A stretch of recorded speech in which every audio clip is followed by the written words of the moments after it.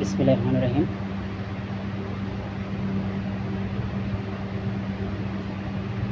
সম্মানিত দেশবাসী, আপনারা জানেন দেশে একটি অস্থিতিশীল পরিস্থিতি বিরাজ করছে, আর এদিকে আবার দেশে কারফিউ জারি করা হয়েছে। আপনারা জানেন আমরা ইতিমধ্যে ঘোষণা দিয়েছিলাম একটি অবৈধ সরকার রাষ্ট্র ক্ষমতা অধিষ্ঠিত থাকার কারণে এই দেশের কৃষি, শিল্প, স্বাস্থ্য, প্রতিরক্ষা, পররাষ্ট্র সহ সব কিছু আমাদের নিজেদের নিয়ন্ত্রণে হয়েছে। এই মর্মে আমরা প্রথমে ঘোষণা দিয়েছিলাম নিব, এবং তারপর আমরা কনফার্ম করেছি যে সব কিছু আমার নিয়ন্ত্রণে নেওয়া হয়েছে এবং সব কিছু আমার নিয়ন্ত্রণে আছে এবং থাকবে। যাক, আমার ন্যায়সঙ্গত আন্দোলনকে অন্যায়ভাবে প্রতিহত করার জন্য অবৈধ আওয়ামী লীগ সরকার, তাদের সহচরগণ বিভিন্ন পদক্ষেপ গ্রহণ করে আসছে, অনৈতিক পদক্ষেপ গ্রহণ করে আসছে। এছাড়াও আরও কতগুলো প্রযুক্তি মহল আছে যারা আমার ন্যায়সঙ্গত আন্দোলনকে অন্যায়ভাবে প্রতিহত করার জন্য বিভিন্নভাবে চেষ্টা করে আসতেছে, করছে। সুধীবৃন্দ, চলমান শিক্ষার্থীদের আন্দোলনটা আসলে আন্দোলনটা কিসের জন্য তারা করছে শেষ পর্যন্ত আমরা বুঝতে পারলাম। যাই হোক, ওরাও নাকি সরকার পতন চায়। আপনারা জানেন আমার যখন তাদের আন্দোলন যখন কোটা সংস্কার নিয়ে সীমাবদ্ধ ছিল, তখন আমি এই আন্দোলনকে সমর্থন করেছিলাম, এই আন্দোলন সমর্থন প্রদান করেছিলাম এবং আমি সেটা বিজয় ছিনিয়ে এনেছিলাম।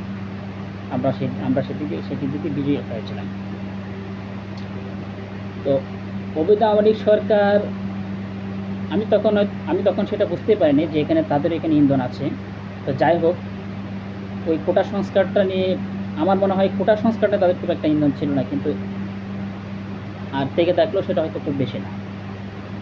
যে এখানে হত্যাকাণ্ডের ঘটনা ঘটেছে, এক্ষেত্রে আওয়ামী লীগের হাত থাকতে পারে, সেটা আমরা উপলব্ধি করতে সক্ষম হয়েছে। হতাহতের ঘটনা ঘটেছে, ভাঙচুরের ঘটনা ঘটেছে, অগ্নিকাণ্ডের ঘটনা ঘটেছে। জাস্ট আমরা যতটা তথ্য প্রমাণ করলে আমরা অবৈধ আওয়ামী লীগ সরকারের বিরুদ্ধে এবং ক্ষমতাসীন দল এবং তাদের সহযোগী যারা আছে মহাজোট অন্যান্য শরিক দল, তাদের বিরুদ্ধে যদি আমরা এই ধরনের অভিযোগ পাই, প্রমাণ পাই, আমরা তাদের বিরুদ্ধে আইনগত ব্যবস্থা গ্রহণ করব। সুধীবৃন্দ, আমি যেটা বলতে চেয়েছিলাম, আমার ন্যায়সঙ্গত আন্দোলনের বয়ে ভীত সন্ত্রস্ত হয়ে অবৈধ আওয়ামী লীগ সরকার এবং অবৈধভাবে ক্ষমতা অবস্থানকারী বাংলাদেশ আওয়ামী লীগ এবং তার সহচরগণ, মহাজোট অন্যান্য শরিকগণ, তারা একটি নাটক সাজিয়েছে ওই শিক্ষার্থীদেরকে দিয়ে। তো যাই হোক, দেখবেন যে আমি ফেসবুক স্ট্যাটাসের মাধ্যমে যে কয়েকটা ঘোষণা করেছি যে তাদেরকে, এই মন্ত্রীদেরকে, আমি ফেসবুক স্ট্যাটাসে এখন আছে, আপনার এখন তো আজকে বন্ধ করে দিল। আবার ফেসবুক স্ট্যাটাসে দেখবেন, আমার ফেসবুক অনেক স্ট্যাটাসে দেওয়া আছে যে আমরা কি তাদেরকে মানা যাবে না, আমার এই ধরনের স্ট্যাটাস আছে। তারপর তাদের প্রতি কোনো ধরনের নির্দেশনা মানা যাবে না, এবং তাদের আমি প্রত্যেকটা আওয়ামী লীগ এবং তাদের সহচর, আমি মহাজোটের অন্যান্য শরিক দল আছে, তাদের প্রত্যেকটার সংগঠনের শাখা সংগঠন এবং অন্যান্য যে সংগঠনগুলো আছে, কেন্দ্রীয় সংগঠন, প্রত্যেকটি সংগঠনের তালা জোড়ানোর কথা হুমকি দিয়েছিলাম। বলেছিলাম যে জনগণকে নিয়ে আমি তাদেরকে কী করবো, প্রয়োজনে আমি প্রত্যেকটা কার্যালয়ে তালা জ্বলাবো এবং তাদেরকে দেশ ছাড়া করবো। এবং আমার অনেক স্লোগান আছে, অনেক ঘোষণা আছে, 1, 2, 3, 4, এই মুহূর্তে বাংলাদেশ ছাড়া আওয়ামী লীগ, মানে এই জাতীয় স্লোগান আছে যে এই মুহূর্তে বাংলাদেশ ছাড়া আওয়ামী লীগ সহ বাংলাদেশ ছাড়। এর থেকে আজ থেকে প্রায় 2 মাস আগে আমি অবৈধ সরকারের পতন আন্দোলন ঘোষণার 1 মাসের মধ্যে এই স্লোগানগুলো আমার ছিল, ফেসবুক অনেক স্ট্যাটাস আছে। তো যাই হোক, শেষ পর্যন্ত আমাদের সিদ্ধান্ত হয়েছে, আমি কিন্তু অলরেডি মানে ওদেরকে এই যে শিক্ষার্থীরা যে সর্বাত্মক অসহযোগ আন্দোলন একটা অসহযোগ আন্দোলন ঘোষণা করলো, ওরা জানি না সর্বাত্মক অসহযোগ আন্দোলনে কী মিনিং বোঝাচ্ছে দেশবাসীকে, ঠিক আছে। তবে আমাদের যে আমরা কিন্তু সব ধরনের সহিংসতাকে অপছন্দ করি, সহিংসতাকে আমরা এড়িয়ে চলি। আমরা কোনো ধরনের সহিংসতাকে পছন্দ করি না এবং কোনো প্রশ্রয় দেয় না, আমরা সহিংসতাকে প্রশ্রয় দেই না। আমার যে আন্দোলনটা হচ্ছে এটা হচ্ছে অহিংস অসহযোগ আন্দোলন। আমার এই অহিংস অসহযোগ আন্দোলনকে একটা সহিংসত রূপ দেওয়ার জন্য একটা নাটক সাজিয়েছে। এখানে অনেক হতাহতের ঘটনা ঘটেছে, হত্যাকাণ্ডের ঘটনা ঘটেছে। আমি আজও দেখলাম কয়েকটা রাশি, একটা নিউজে দেখলাম 14 জন, আর একটা নিউজে দেখলাম 17 জন। এই যে হত্যাকাণ্ডের ঘটনা ঘটলো, তারপর আহত তো আছে। তারপর দেখলাম যে সেদিন দেখলাম মাওনায় এক জায়গায় পুলিশের গাড়ি ভাঙচুর করছে। আর যাক, আমি সেটা বলছি না, মানে ভাঙচুর করছে, যাক পুলিশের গাড়ি ভাঙচুর করছে। এই যে সকল ঘটনা ঘটছে, আসলে এই সকল ঘটনার কারণ কি? শিক্ষার্থীরা তো ওদের আন্দোলন, তো আমি আন্দোলন থেকে সমর্থন প্রত্যাহার করে নিয়েছি। ওদের আন্দোলনকে সমর্থন প্রত্যাহার করে, মানে যুক্তিটা আসল যুক্তি। কারণ ওদের একটা রাষ্ট্রের সেই একটা অবৈধ সরকার বিরুদ্ধে আন্দোলন, ওদের একটা কথা হচ্ছে ওরা কত সদস্য বিশিষ্ট সমন্বয় কমিটি আছে, এই সমন্বয় কমিটির প্রধানকে সেটা এখন দেশবাসীকে ক্লিয়ার করে নাই।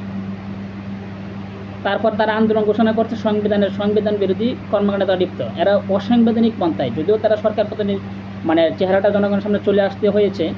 হ্যাঁ, আমি যতটুকু জানি, যতটুকু আমরা উপলব্ধি করতে সক্ষম হয়েছে, আমি উপলব্ধি করতে সক্ষম হয়েছি, এই অবৈধ আমলি সরকারই তাদেরকে যে একটা নাটক সাজিয়েছে, যাতে জনগণ আমার কাছ থেকে দাবিতে না হয়, আমার দিকে যেভাবে জনগণ দাবিতে হচ্ছিল, এবং আমি সর্বশেষ যে আমার এটা ছিল প্রতিজ্ঞা ছিল, আমি আবার জনগণকে নিয়ে রাজপথে নেমে যাব। আপনারা জানেন বন্ধুগণ যে এই অবৈধ সরকার যখন বাজেট পেশ করে, আমি কিন্তু বাজেটটা তীব্র নিন্দা প্রতিবাদ জানিয়ে আসছি, এবং শেষ পর্যন্ত যখন বাজেটটা ওরা মানে সংসদ থেকে পাশ করে ফেলবে এবং মহামান্য রাষ্ট্রপতি যখন আমাদের ন্যায়সঙ্গত যুক্তি থাকা সত্ত্বেও তিনি বাজেটে অনুমোদন দিয়ে দিলেন, তারপরের দিনে কিন্তু আমি বলে দিলাম যে আমি সমাজে বাজেট কার্যকর হতে দিব না। সম্মানিত শুধু আপনারা একটু ক্লিয়ার করলে দেখবেন, তারপর থেকেই কিন্তু এই আন্দোলন দানা বেঁধে উঠছে, এবং শেষ পর্যন্ত একসময় কিন্তু শিক্ষার্থীরা রাজপথে নেমে আসে এবং আমার আন্দোলনকে দামাচাপা দেওয়ার চেষ্টা করা হয়। তো যাই দামাচাপা দেওয়ার চেষ্টা করে আমার আন্দোলনকে দামানো যাবে না।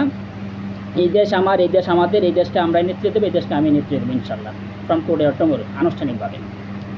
যাক, তবে সেটার জন্য অবশ্যই দেশবাসীর ভোট সমর্থন লাগবে, ভোট লাগবে, জনগণকে আমাদের ভোট দিয়ে বিজয়ী করবে, কারণ আমরা কোনো অসাংবিধানিক পন্থা অবৈধ পন্থা রাষ্ট্র রাজি না এবং রাষ্ট্র পরিচালনা করতেও রাজি না।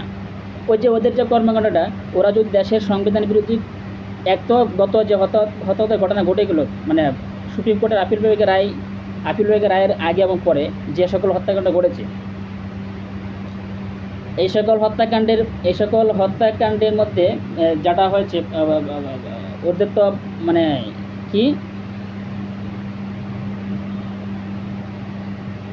এই সকল হত্যাকাণ্ড যে ঘটেছে এই সময় তারা মানে তাদের বিরুদ্ধে অভিযোগ আমরা মোটামুটি আন্দাজ করতে পারছিলাম যে তাদের বিরুদ্ধে অভিযোগ থাকতে পারে।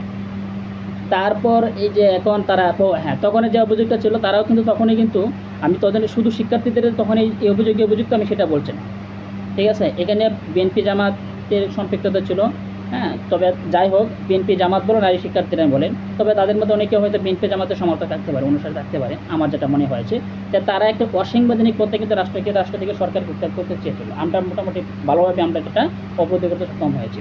কিন্তু বন্ধুগণ দেখেন, এখন একটা অবৈধ সরকার রাষ্ট্রক্ষমতায় আছে, এখন একটা অবৈধ সরকারকে রাষ্ট্রক্ষমতায় থাকার পরে এই অবৈধ সরকারকে যখন আবার অবৈধভাবে সমাজ থেকে হটিয়ে যখন আবার একটা অবৈধ সরকার গঠন করা হবে, তখন এটা কেমন হবে দেশে?